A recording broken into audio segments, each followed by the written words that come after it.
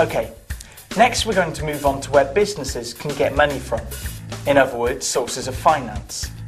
This finance might be used to start the business or for expansion. What's really important with this topic is to remember that different sources of finance are suitable for different types of businesses or in different situations. Your exam case study will give you information that will help you decide which sources of finance should be used. Remember, the examiner will be looking for realistic ideas. Here are the sources of finance we're going to discuss. So sources, as you can see, can be internal or external. If we look here at internal, you can see a firm can gain finance from profit, working capital or sale of assets.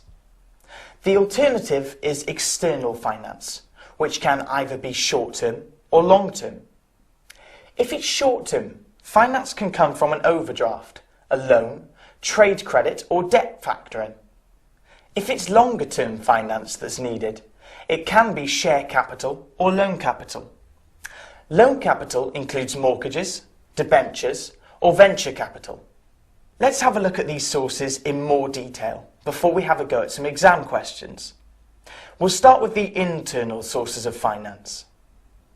Profit is the most common form of finance used by businesses, as they won't have to pay anyone else to use this money. But don't forget that shareholders may want profit to be used for their dividends rather than being reinvested. If a firm can't use profit, it could sell off an unused asset and gain finance this way. Obviously, this depends on whether the business has any unused assets to sell off. The last internal way of raising finance is through working capital. If a firm can improve its working capital, it can provide a source of finance. It could do this by trying to get back any money owed to it, or cutting credit terms, so that at any one time it should be owed less money. The firm could also pay its own suppliers later, but these actions may well upset a firm's customers and suppliers, and lead to them not wanting to do business with them. Another way to free up money would be to have less tied up in stock, but again there could be a drawback, because a firm wants to make sure it can meet sudden increases in orders. Really, there are pros and cons of all sources of finance, and it's important that you try and point these out to the examiner, as this will help you get analysis marks. You'll get application marks as well if you're basing any suggestions on the type of business in the case study. So, we've looked at internal sources, but if enough can't be raised, a business will have to use external sources. Now, these can be divided between short-term and long-term sources.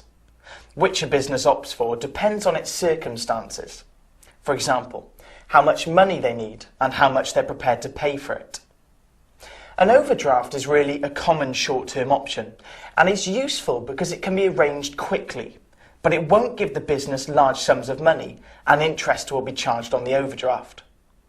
A loan might be better if the business needs more finance, because a set amount can be borrowed from the bank and paid back regularly with agreed interest charges.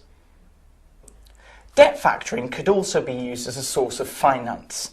It's when a business who's owed money decides to sell the debts to another firm. Now, this firm will give them the value of the debt minus their admin fee. So the business selling the debt ends up with their money sooner than if they'd waited for their debtors to pay them. The downside is that they won't get the full amount back, as they've had to pay the factor the admin charge.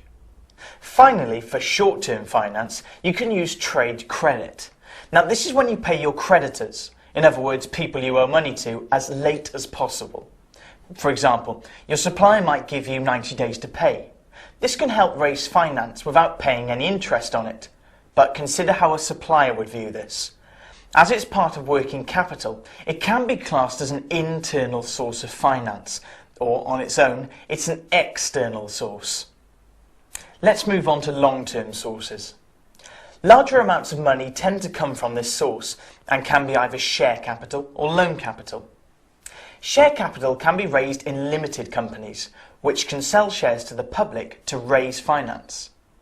In return, those buying the shares get what's called a dividend, which is a share of the firm's profit. The problem for shareholders is that they won't necessarily get paid a dividend, because even if the business makes a profit, some might be reinvested. The problem for the business owners is that by selling shares, they could lose control of the business. So that's share capital. The other type was loan capital. Now this can include debentures, mortgages and venture capital. Debentures can only be used by limited companies, so can be an alternative to issuing shares. Now they're long-term loans to a business that have a fixed interest rate and a set final payment date. But like I said, these are only for limited companies.